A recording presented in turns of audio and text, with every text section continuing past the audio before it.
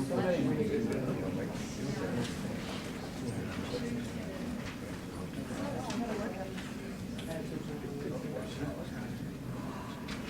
just point anywhere.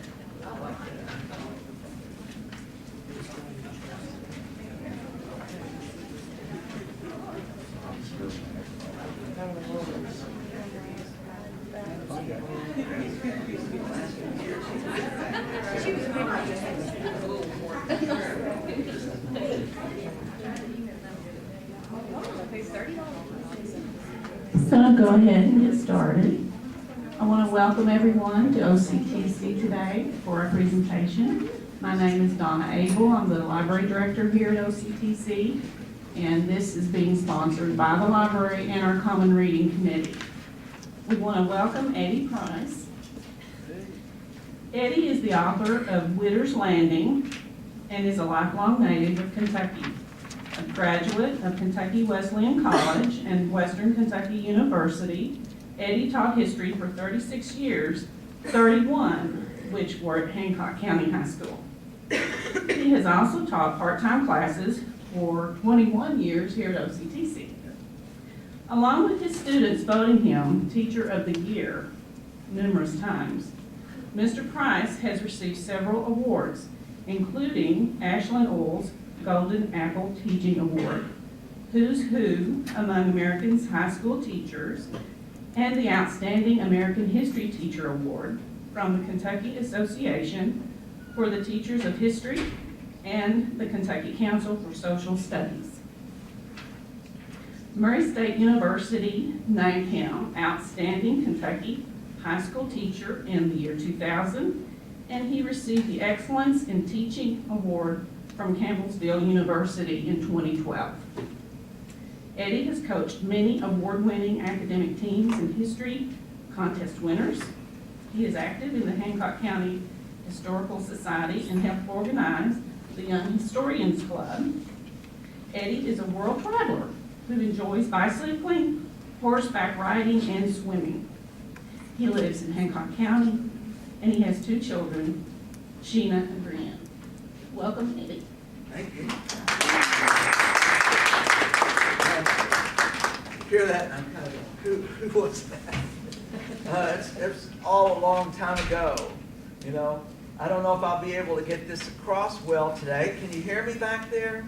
Okay, I might do it without the microphone. Sometimes I get hung up on that. We'll see how it goes. But I'm here to talk to you today about the Cane Ridge Revival in Kentucky. And I did do all that teaching. I taught for years and years and years. And in 2012, my novel, Witter's Landing, came out. I did a lot of research for this thing. I mean, I'll tell you, you know, it's 568 pages, and the print's a little small. But it is an adventure story. It's about a young gunsmith that comes to Kentucky. He's lost his master, he's the apprentice of his master gunsmith. So he can't find work because America is in trouble with Great Britain. Britain has blockaded our seacoast. The economy is depressed. So he ends up walking across Pennsylvania in a really bad year. I mean, we were in a mini ice age at that time, and it was brutally cold. But he walks all the way to Pittsburgh, and he works in an iron foundry, and he hates it. And he sees a big steamboat being built. It's the first steamboat on the Ohio River. It's called the New Orleans. And so he actually gets to see that. I mean, things that I did just for that kind of research. I knew that Anthony Beelan was one of the 2 owners of the iron foundries. I knew that the boilers had been hauled over the autumn before. They'd come across the Adirondacks. And so he would have seen the boilers and the things being put together at that time.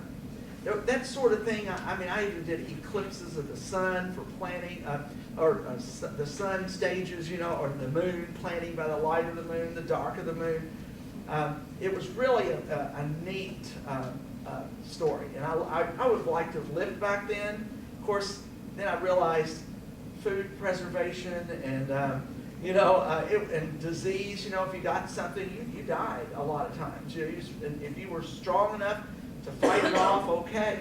My young man gets pneumonia in the book, and he might have died without, he survived. He was strong enough, but most people would have died then. I treat a lot of different things in the book. I've had a Baptist lady shake her finger at me for the romance, we'll call it romance, in the book. And I say, I'm well rebuked, Mom. But I mean, they had romance back then too, And it's not 50 Shades of Grey, okay? It's maybe 6 or 7, 8, 9. I did teach in high school and heard a lot of confessions, But anyway, it's a romance story. And this young man comes into Kentucky and he farms in the Ohio River Valley up in Breckinridge County. And he learns, he's a greenhorn, and he has to learn everything, from plowing with mules. To do that, I went to Meade County, and they hooked me up to some mules. They knew I was coming, and I went out to where I saw a big pair of mules, and this guy said, "Are you the teacher who wants to plow with mules?" And I said, "Yes." And he goes, "There they are, hook them up." Oh, crap, their backs were like that high. And I didn't know these mules, personally. But I did know you had to put the collar on first, and then the hames, and then you put the harness over in the breeches behind the tail. And you got to watch their ears, because, boy, if they start going back, they might kick you, If that happens, I had a lot of dental work done. I didn't want that run. But I did learn how to plow, and I went to pioneer villages and learned how to use the tools. And the lady showed me how to use the swinging irons in the fireplaces. I made shingles with a mallet and froe, not very good ones. But, it was a lot of fun. And I worked with all the tools and the things that were there at that time. And I go into just every aspect of life. The War of 1812 comes, and Kentucky was very heavily involved. We're going to lose 64% of all the casualties in that war. And there are 17 other states at that time. They lose 36%. We lose 64%. Not one battle is fought in Kentucky. We go up to Canada. We fight on the Great Lakes. We're in the Navy. It's incredible. And we go to New Orleans, and we're the biggest contingency there. Only 1 in 3 of the people were armed. My main character stays out of the war, and he's too busy farming and loving. He's a lover, not a fighter. But he ends up going to fight at the Battle of New Orleans. Okay? So I try to treat all aspects of things that went on at that time.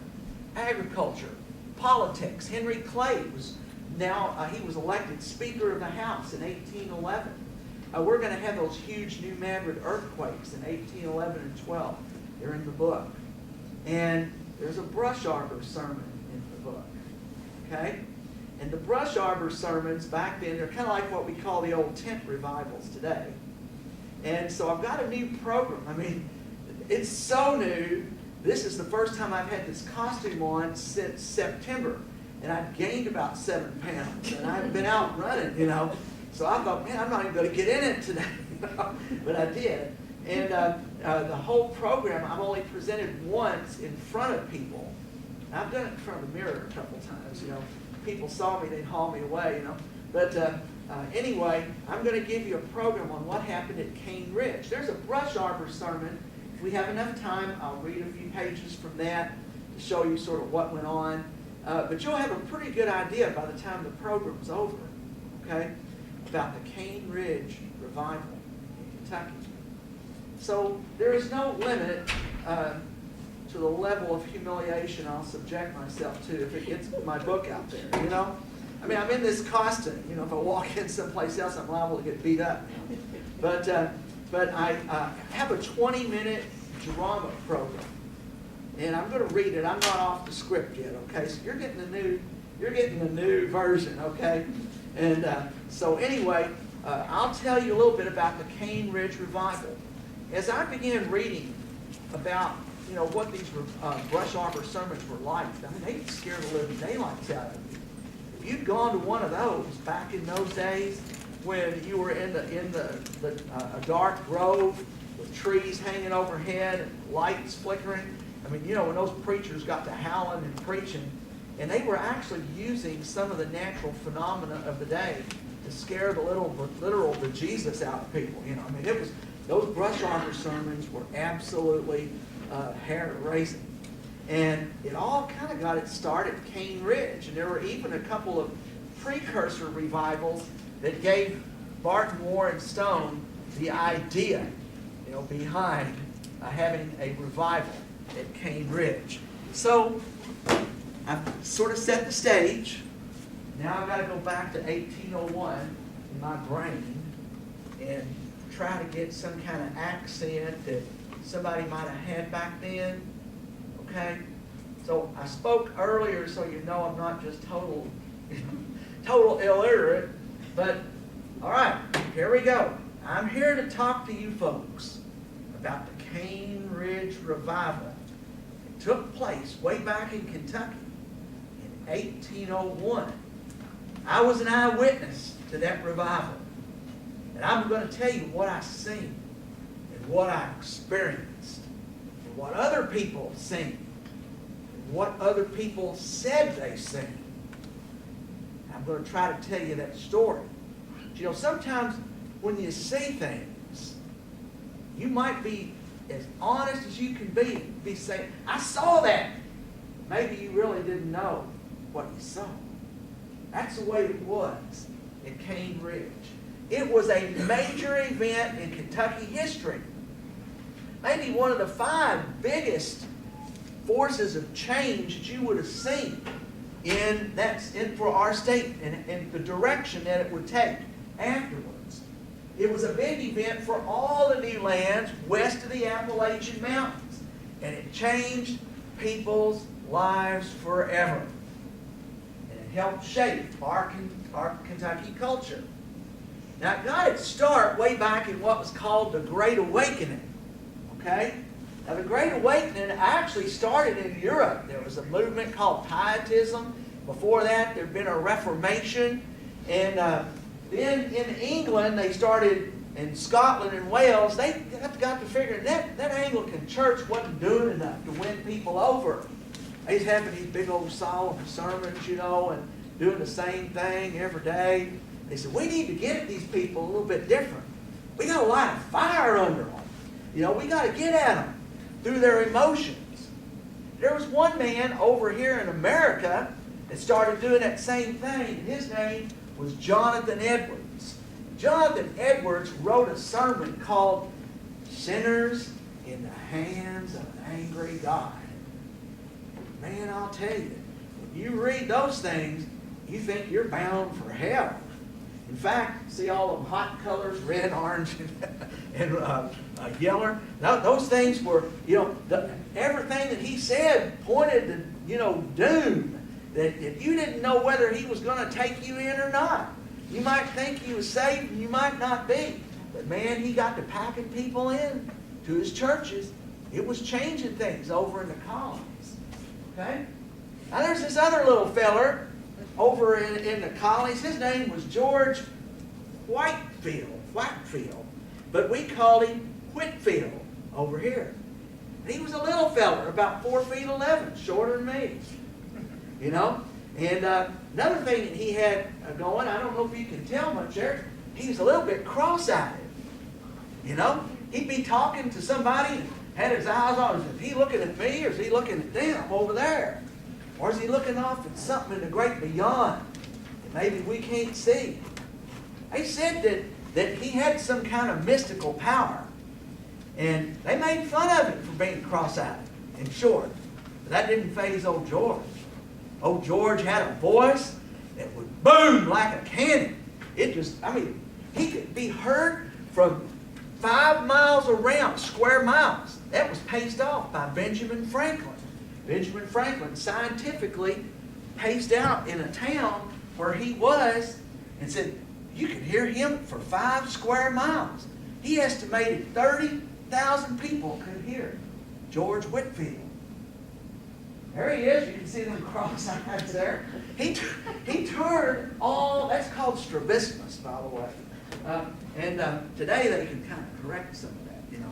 But he would speak to thousands. These congregations were huge. And he had a lot of advanced publicity. That's what you got to have to pack them butts in the seats, you know. And, of course, they all stood up. And he was gifted with this great, big, booming voice. And there were all kinds of people that envied him. They said, you know, preachers said, they complained. They said, why, he could just go into a congregation and say, Mesopotamia. And said the whole congregation burst out bawling. That's a geographical term, like the land between the Cumberland and Tennessee rivers. That's Mesopotamia right there. And said, but he'd say, Mesopotamia, and people would just flood the place. There's another actor named a British actor named David Garrick, and he said, I would give 100 guineas if I could say, oh, like Mr. Whitefield. I guess he figured it'd help his dramatic career, you know. They really said this guy had a sense for drama, okay? Well, let's just see where we are here. Oh, we can flip that thing. There we go. All right. Yeah, old Ben Franklin there, he said, listen, I've done something wrong here. Let's see if I can go back. Go forward. There he is. I'm kind of, let's see on the slide. That's all right. This loud, dynamic preaching, I mean, it really shook people.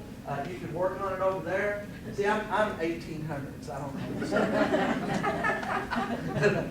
You know, all right, let's see. She's got, oh, slideshow. There you go. All right. Hit the wrong button. There he is, old Ben Franklin himself.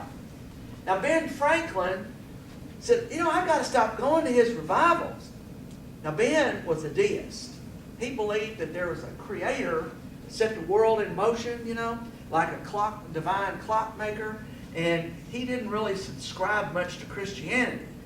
But he still liked George, and they talked and carried on, met each other and stuff. But Ben Franklin said, I got to stop taking my money. Because every time he gets to preaching, you know, he says, let's take up a collection plate. And so he said, I'll reach in there and get my coppers out. And then I'll give him all them. Then later, I'll give him silver. They come back with another. You know, he's really raised the emotional level. I'll put my silver in. And at the end, he puts in all his gold. He said he had 5 golden pistoles, Spanish coins. That's what we had a lot of in America. We didn't have a lot of American money then. He put that in there and said, you know, I got to stop. And one of his friends says, well, yeah. Said, look what I done. He said, I left all my money at home and found myself trying to borrow $10 from somebody to put in a plate. Nobody lent it to me. You know. So that's how powerful George was. Okay? And that's from the National Humanities Center. That's a letter that he writes, and he tells about that. So that's how, you know, you can pretty much tell what went on back then. People sort of wrote it down. You hope it was true.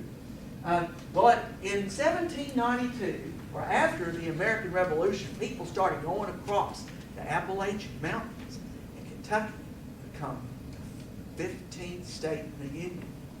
A few years later, Tennessee comes in, 1796. Now we're getting up close to the Great Awakening. Now there was this preacher down in southern Kentucky, down in like what we call Logan County, along the Gaspar and the Red Rivers. They had some meeting houses there. They got to preaching a different kind of revival. You know, people didn't have churches. It was really a rare thing for people to go to church. It wasn't like walk down the road and there my preacher is. They didn't have it. And so they had these great big revivals. They started having them, and these were really big emotional things that went on. People were falling over, fainting, there's, you know, incredible stuff, screaming. And so James McGready had these down in the South, and that attracted the attention of Barton Warren Stone. Barton Warren Stone went down there and said, hey, that's the kind of revival I got to have up in Cane Ridge. So in August of 1801, he'd been putting word out, you know, for quite some time. Come to Cane Ridge for this great big revival. And people started coming. I'm telling you, there were thousands of people that would show up. So in fact, they said that they figured there was anywhere between 12,000 and 25,000. There were some military counters it said, now wait a minute, they counted men in battle. And they said, oh, there's 30,000 people there. So nobody is really sure. They didn't have those toll things you go through like at these theme parks today. But anyway, you can imagine what 25,000 people would be like. Okay? That was really something. It even brought James Garrett, our second governor. He come down. He was a 2-term governor. And he came down to hear this revival. And it's really something, again, when you think 25,000 people, and our biggest town was Lexington, our city, with 1,797 people in 1801. So that's really something. These people came from Ohio. Some come up from Tennessee, from all over Kentucky to hear this revival. They documented over 147 wagons. People came and some slept in their wagons, and underneath them. And converts came from other meetings. Now there's all kinds of people that went there. Okay? There was people that was going down there to laugh. They said some of them, going down there to scoff. But they ended up barking. What was that all about? Well, me and a couple of friends decided we was going to go down and see. We heard them girls got real crazy, and started shrieking and going bananas. We thought we'd go see that. We thought it'd be funny. I was just 17 then. So we figured we'd go. So I got a jug of brandy. My buddies did. We put them under our bedrolls so our mom wouldn't see. We rode down there to see what was going on at Kenny Ridge. Okay? We got there and it was dark. It was just about dark. The grove was lit up with torches and candlelight. The deacons was planting torches and they lighting lanterns up in the trees. And we heard this noise and it sounded like Niagara Falls. It was unbelievable. You just hear this big roar going on. There were 7 preachers preaching at one time. As it got darker and the flames got higher, you got to looking around there and people's eyeballs was bulged out like hen eggs. Their faces were all contorted with that light. It really scared the dickens out of me. And those preachers would just roar. Oh, it's unbelievable. Well, let me tell you, it gets wild. These people never seen anything like it. They've been living in what was called a hog and hominy existence. So this was a big event in their lives. It was just a day-to-day routine, and now all of a sudden they're presented with this. It really, drew people in. First thing happened that I seen. Now the preachers call it exercises. Okay? Today psychiatrists call it phenomena. They say it's kind of like a mass hysteria. Like some of y'all might go to rock concerts. And you get all crazy. Back in my day, it was the Beatles. Been around, 50 years now? Or 40? That's 50. That scares me. I ain't saying how old. But anyway, let me tell you, these people got to watching, and then all of a sudden this girl shrieked like an Indian was scalping her. Just a blood-curdling shriek and fell over there. Her eyeballs rolled up in her head. I thought she died. Then people started getting the first phenomenon, the first exercise, the jerks. Sometimes it started in the head. Sometimes it started in the arms. You knew something was happening. They started contorting up, them girls, their heads got to snapping back and forth, and their bonnets and their caps and their combs flew off. Then their hair got to cracking like a bullwhip. If you stand right beside them, they might get you, It was crazy. One guy, he was standing there, and his head, he jerked forward so hard that his head hit the ground in front of him. Then he jerked backwards, and his head hit the ground behind him. I didn't know that was even possible. Some people just couldn't stand up. And they laid there, you just see a whole several acres of people just jerking, carrying on. You couldn't fight them jerks. The harder you fought them, the worse they come on you. There was this man, he started cursing them jerks. And he said, I'm taking my jug over here. He said, I'm going to take a big jug of whiskey and I'll just drink them damn jerks to death.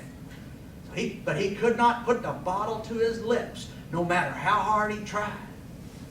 And all of a sudden, he just fell down cursing, and died. Oh, he had a jerk and his neck broke. That was told by Barton Warren Stone himself. It kept getting spookier. The heat lightning was going on. You've seen that in the summertime. And it was scary. And then a second thing happened. The fallen exercise. I'd heard about this. A fallen exercise, preachers would just get to raising the level of emotion, and all of a sudden they'd clap their hands and say, fall down. You'd watch 500 people just fall down like they'd been hit by a battery of guns.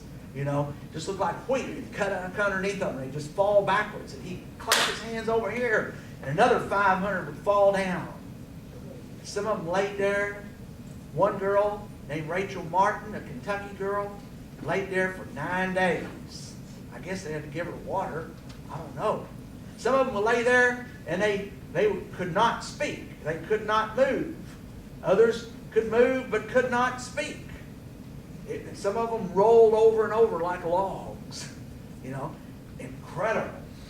Some of the ones that got the jerks, their feet got the jerk and they hop around like a frog. You know, it was really something. And all the time this preaching was going on, okay? And then the fallen exercise after that, some of them worshipers all got whooped up with emotion and ecstasy, and they took to running and leaping about. You couldn't catch them if you wanted to. Some of them were big old fat businessmen, and they'd come in from Lexington, and they's playing leapfrog with each other. That was something to see. Some people couldn't stand the sight of any of this, and they just run off into the woods crying, lost, lost. Some of them got the holy laughs.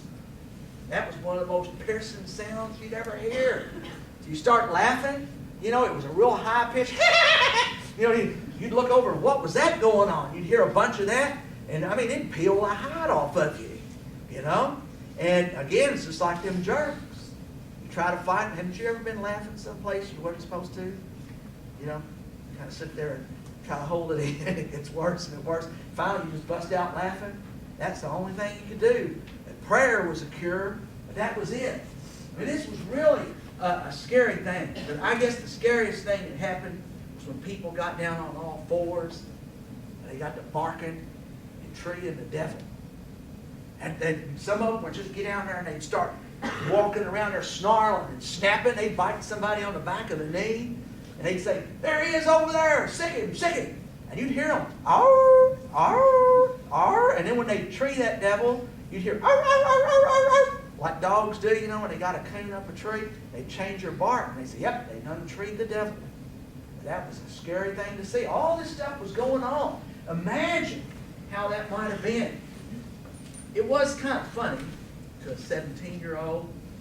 But I see, you know, now, looking back, you know, I made a joke. They said they thought I'd be the first one to fall down. So I reckon I might if somebody hits me on the head with a big rock.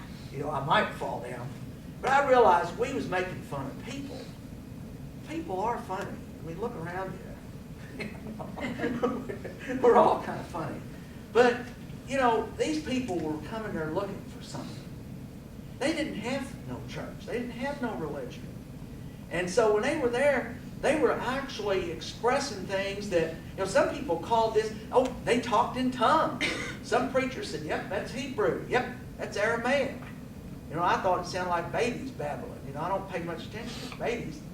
But, you know, you hear them talking, and that, something was going on. People called it the Second Pentecost.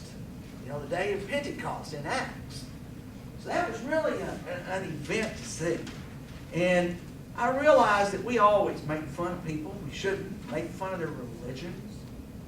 Think all them jokes they tell about Catholics. Oh yeah, that's the cult of smells and bells. That's the idols and incense, statues and beads. See them statues inside a Catholic church? That's a good Baptist that wandered in there and got frozen for all eternity. Couldn't get out. You know, that isn't true. And they don't wean their babies on beer. You know, but they tell those jokes. And I'll tell you this. You know, there are jokes. They even tell jokes on Baptists and dancing. But I ain't telling in mixed company. Okay? But I can tell this. There's this poor boy that died. He goes up to heaven. And St. Peter meets him at the gate. They're walking around there, looking at all the different streets of gold and all that. And they come to this place where they've got a big barbecue pit. And they're drinking beer.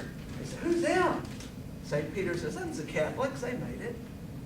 And they go along through all these other places. Them's the Lutherans, them's the Presbyterians, the Baptists, Said, "But shh, you go quietly, you go by them.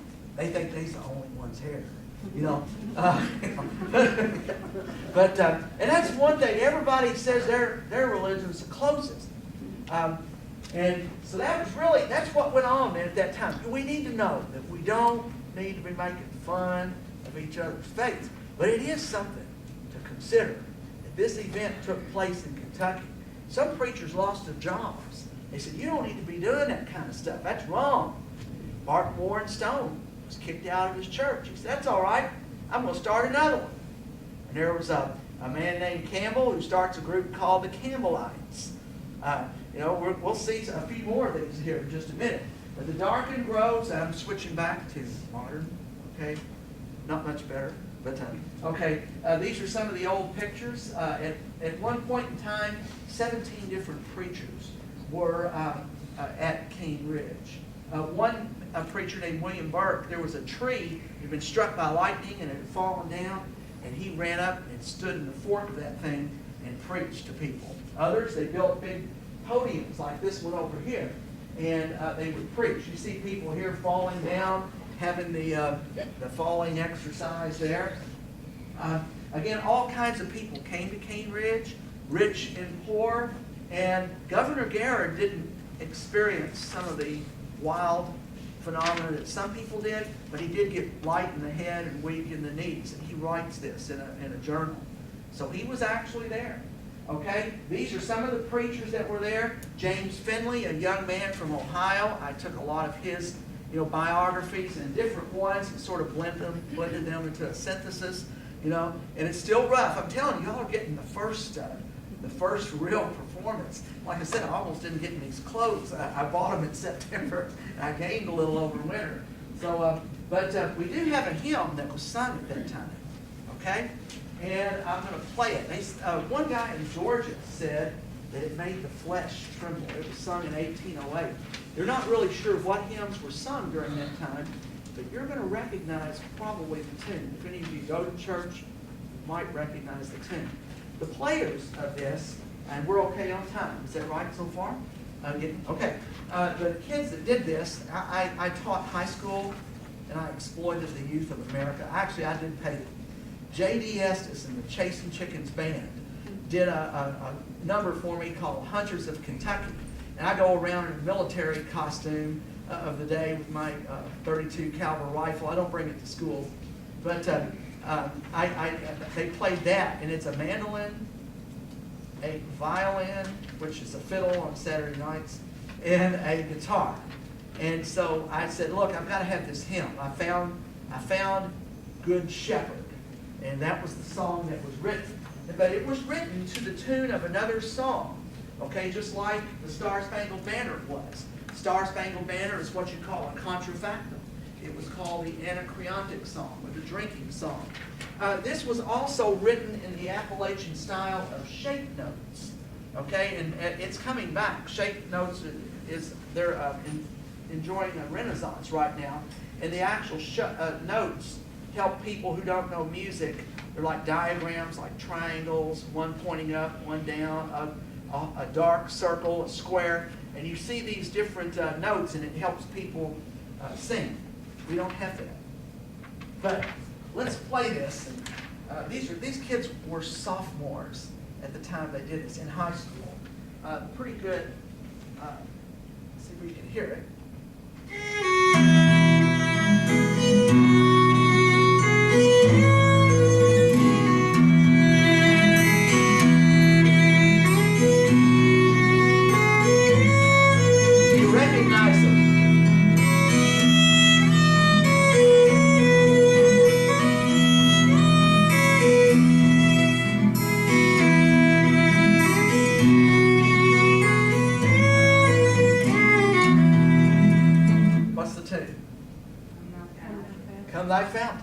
Blessing. That tune was written in 1757 by an English minister. And then there were new words adapted to it. Like my song, Hunters of Kentucky, was originally called The Unfortunate Miss Bailey. She is promised the moon by a real handsome young man from Halifax, and he promises her everything, leaves her in the family way, she hangs herself. And so they did a new tune, which was Hunters of Kentucky, which was a lot more, and it's odd because the tune was happy sounding, but it had such hard words. These were words rewritten. I'll try to sing it. Don't make me do a solo, okay? Help me out a little bit so you can say you've actually sung an old Kentucky hymn. They said, "Made the flesh." All right, give it a college try, will you? Okay. Here we go. It starts quick. Let thy kingdom, blessed Savior. That's also another title you'll see this on. Here we go. We'll do one part. Let thy kingdom, blessed Savior, come and hear our charming sweet.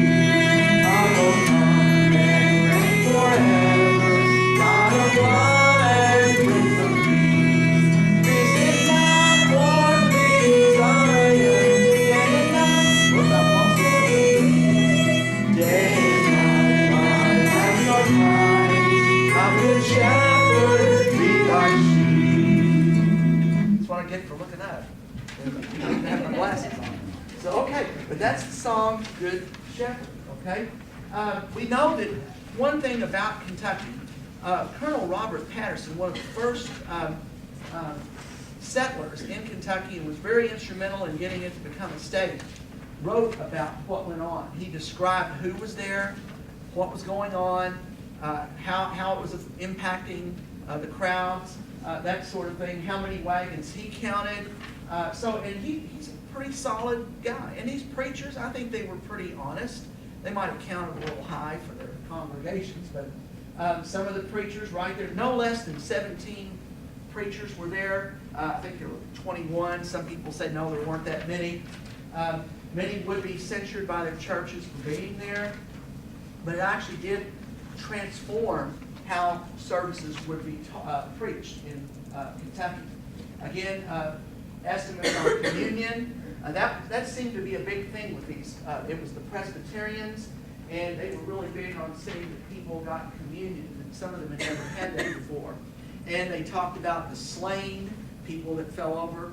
On one night, they thought 1,500. Some of the sources that I have, I've got a big long list of sources, but if you want to read about it, it's some of those things, the accounts are unbelievable. I've actually taken most of the highlights and blended them together. George Baxter, who was the president of Washington College, came to Kentucky and said afterwards, it was a real lawless place before then, that he said, I found Kentucky to be one of the most moral places that I've ever seen. And a profane expression was hardly ever heard. Well, he wasn't in Hancock County High, but on the whole, he said he thinks that the revival in Kentucky was the most extraordinary that ever visited the Church of Christ. And actually, the Church of Christ, the Christian church, is the one that claims they grew out of this. And it was a transformation. Paul Conkin, a Vanderbilt historian, argues that it's probably the most important religious gathering in all of American history, and it happened right here in Kentucky. It's going to literally transform not only Kentucky, but the South. And when politicians today talk about finessing their candidate and getting them through the Bible Belt, we're going to downplay these issues. The Bible Belt can be traced back to this, okay? For decades, and even into the 1900s, people would start their revivals with Lord, make it like you did at Cane Ridge. Okay? And again, it had its roots in Scotland, the Presbyterian seasonal communion, but it's going to, we've got the camp meeting and the tent revival coming out of that. It's going to really change thought. Spiritual changes, there were people, I didn't mention this, that's part of my, I see horse thieves and whoremongers and drunks and all kinds of mean people, wife beaters turn around and just changed themselves and started living and would stop cussing almost, you know. And and I actually, that's part of the dialogue. I was trying to stay off the script as much as possible. But it did transform a lot of people's lives. So when we laugh at things that we see visibly, you know, you can't really quantify what was going on here and what that relationship was. Okay, Cane Ridge is located in Bourbon County, Kentucky. I've actually had this approved by the curator of the Cane Ridge Museum. They invited me to come up and present in July 19th in the Cane Ridge Meeting House. I hope I'm not struck by a bolt of lightning. But I sent it to him for his approval, and I'll show you what he had one suggestion for change, and I'll show you that in a minute. It is bark and stone. He's buried there. You can actually see his tomb there. That's the sign leading into it. It is not a state park. It is actually a living church, and it exists on donations. So when you go, make sure you got a few, you know, buckskins there to hand in. This is the superstructure. This is the stone superstructure that surrounds the largest one-room. That was what I left off, was the one room. The largest one-room log cabin in America. And so, that might be my fiance sitting over there. Let's see what we got. Yeah, there I am. Oh, I've got my book. Look, I don't miss a chance to talk there when I, you know. And okay, it was built in 1791. The original cabin. Okay, there behind there is the grave of Barton Warren Stone. He actually died in Mark Twain's town of Hannibal, Missouri, and he had his bones moved back. You know, his remains about 3 years later moved back to his beloved Cane Ridge. It's a beautiful place to be. I've really enjoyed it. There's his marker there. And you've got fields all around. They'd just done the hay that day, and it had a really neat smell to it. You know, you can imagine maybe some of those people were out there. There might have been trees at that time there. Oh, hallelujah, brother. All right, oh, there's behind me, there's some cane. If you look right behind there, you've got, that's the actual native cane that grew there, and that's what gave the name Cane Ridge. Daniel Boone actually gave the name Cane Ridge, okay? There's a beautiful museum. I've done a lot of research on these implements and gone around the county museums and the Kentucky History Museum when I was writing Witter's Landing, but I actually, they had more really neat tools there, the side and cradle, and some of these belong to Barton Warren Stone and his family. And the museum is open usually during the summer hours, okay? This is the interior. That is the original log cabin, okay? The largest known one-room structure. There, by Witter's Landing. Oh, now this rail right here, this is a cherry. And the timbers had fallen, and they actually moved the cherry timbers out, and they were in a barn, and they found them in 1930, and they moved this rail back, you know, back in these beams and reconstructed the roof once again. Okay? And it's got a stairway leading to the top. They claimed that 500 people could fit inside this one-room log cabin. And there's the curator down there, James Trader III. He's a reverend, and that's Mary, my fiance there. And that's the altar. Another shot of the beams. I thought that was just awesome. And again, remember, it is a church. When you go there, people have weddings, they have church services, Easter sunrise services and things there now. You will see Barton Warren Stone and some of the other family members and people that were there at that time buried. That's the location. We're right here.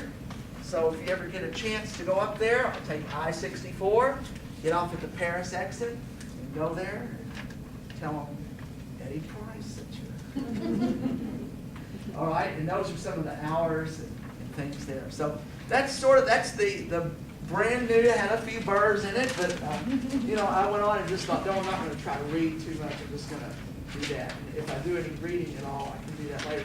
Are there any questions that you might have? Yes. How did they get the word out on that day that drew 30,000 people?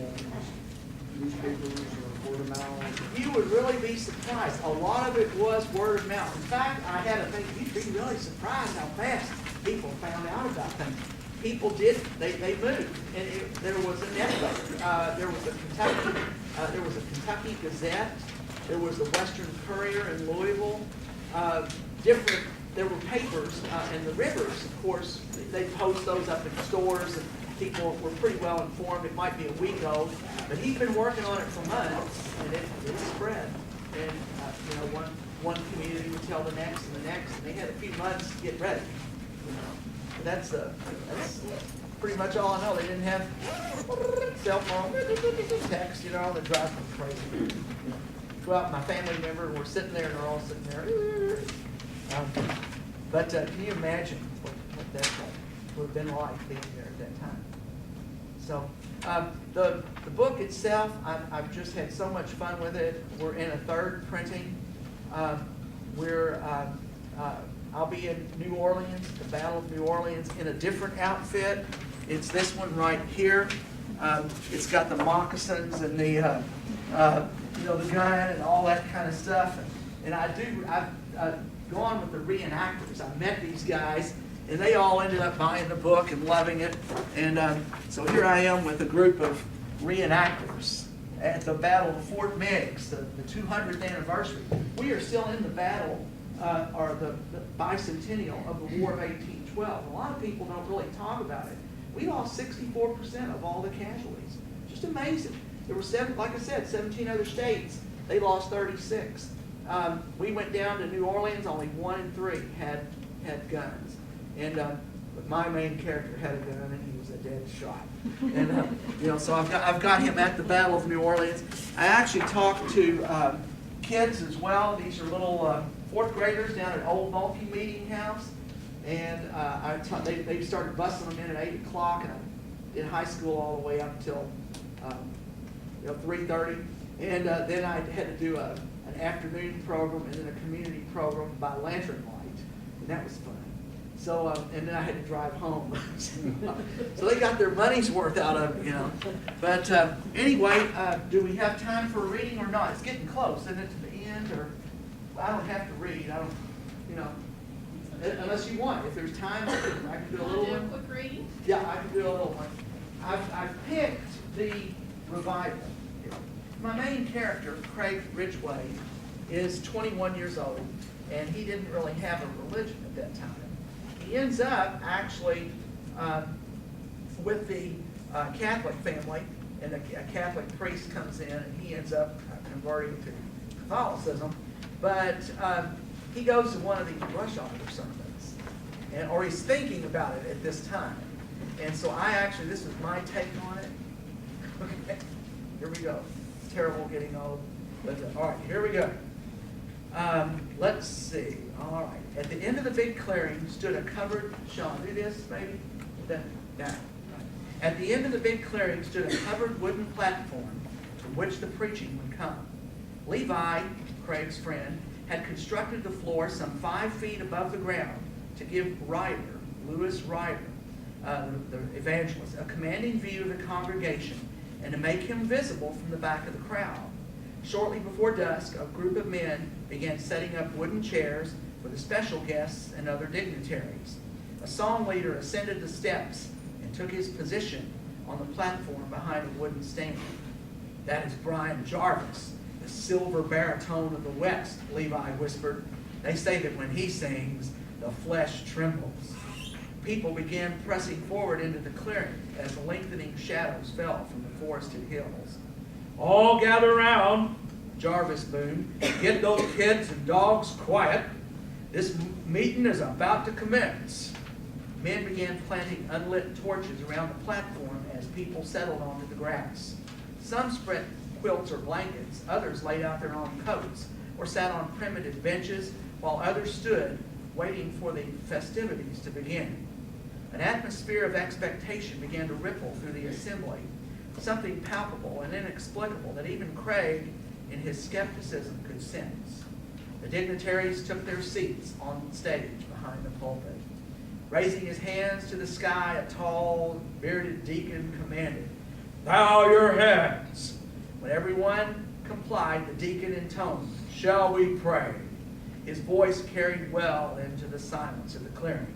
"Dear Lord, we worthless, miserable sinners are gathered here in this clearing on this August night to hear your fiery trumpet, Lewis Ryder, blare forth your message so that we might learn how to conduct ourselves in these, the final days of earth. Lord, you've set your sign of destruction in the sky above, the blazing chariot of your wrath." That's the great comet. People didn't know what was coming, see? To give us our last chance to prepare for that promised day. Open the hearts of the disbelievers, Lord, that they might accept your word. Bestow upon Brother Ryder the power to reach them, that he might wrest them from the pits of hell and bring them safely into your eternal light. Lord, make it happen like you did in Cane Ridge. In Jesus' name, amen. So they sing songs. The preacher comes on stage, and a hush descends. He kind of walks up there like a Roman emperor. And a hush descended. Some of the women hid their faces from his monstrous scowl. They knew what was coming. The rider began to slowly inflate, swelling like some gargantuan bullfrog into almost impossible dimensions, so that Craig feared the evangelist would explode. "You wicked vipers!" he screamed at the top of his lungs. Like a cannon blast, his voice boomed and echoed throughout the grove, causing several in the congregation to fall over in a dead faint. It seemed impossible that such ear-splitting volume could emanate from a single human being. Shock ran down Craig's spine, almost paralyzing him. One old man standing nearby jumped 2 feet into the air, clicking his heels together. A woman began to weep.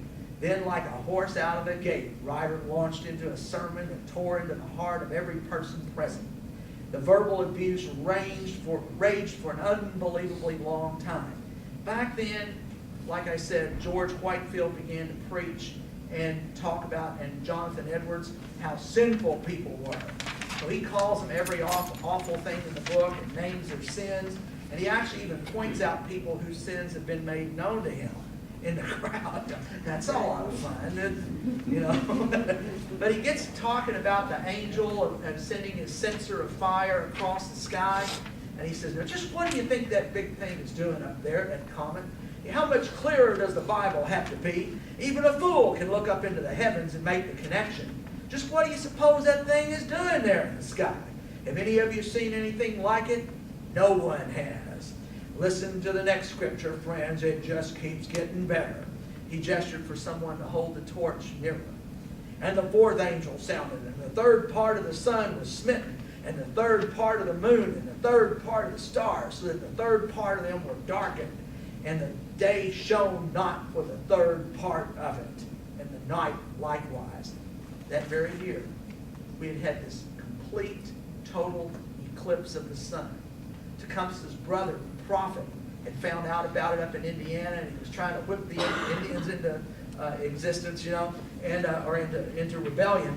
And so he got to, and then it got dark, and all the Indians were like, whoa. You know, and they actually did attack, you know, and there was a big battle in Tippecanoe. Okay, William Henry Harrison, a future president, was there. So he started talking. Remember that eclipse a few months back that made everyone so anxious and afraid? It'll do no good now worrying about those signs. It's already too late.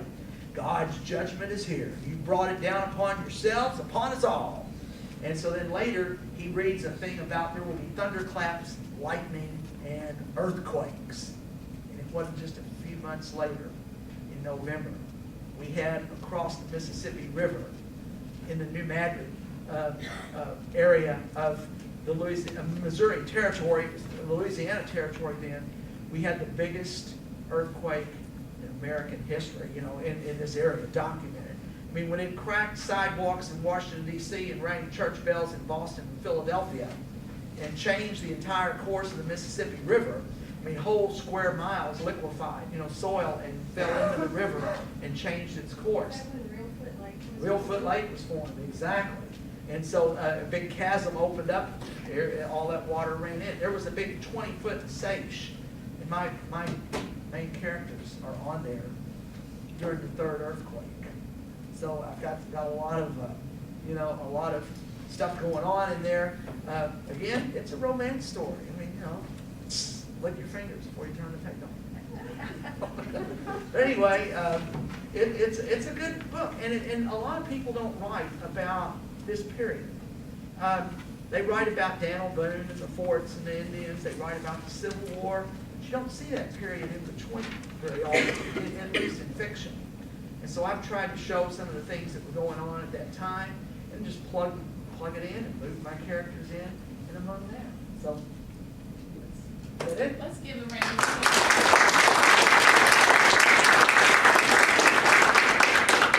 Yeah. I'd like to make a comment if I may. Okay.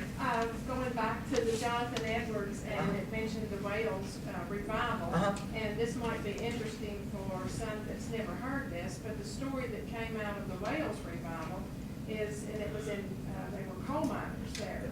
And when they got converted, they had to reteach the mules that was used in the coal mines because they were used to Curse words. They were used to profanity, and the mules would not obey them, and so they had to retrain them because they cleaned up their act. Yeah, exactly. That's I've read that.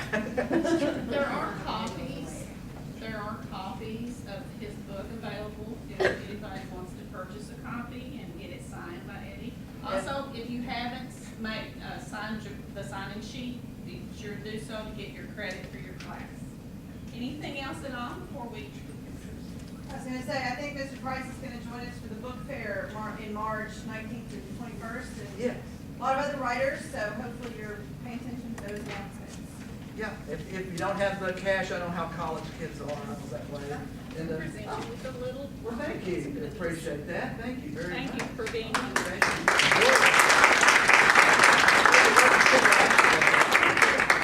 But I'll be over here, and you can look at some of the pictures. And I do have a business card. I'm on Facebook, Eddie Price, .1954. And go and you can see all the different places I've been, up in Michigan at the Battle of the River Raisin. I emceed a television program in Miami, Florida for the Reader's Favorite Awards. And they almost didn't give me my award, but it did get a gold medal for Best Historical Fiction. So I think it'll keep you reading. I've had people cuss me out and say I didn't go to bed until 2:30 and got to get up at 6. Oh, okay, that's a good, I'll take that kind of cussing. But thank you guys. Thanks for coming.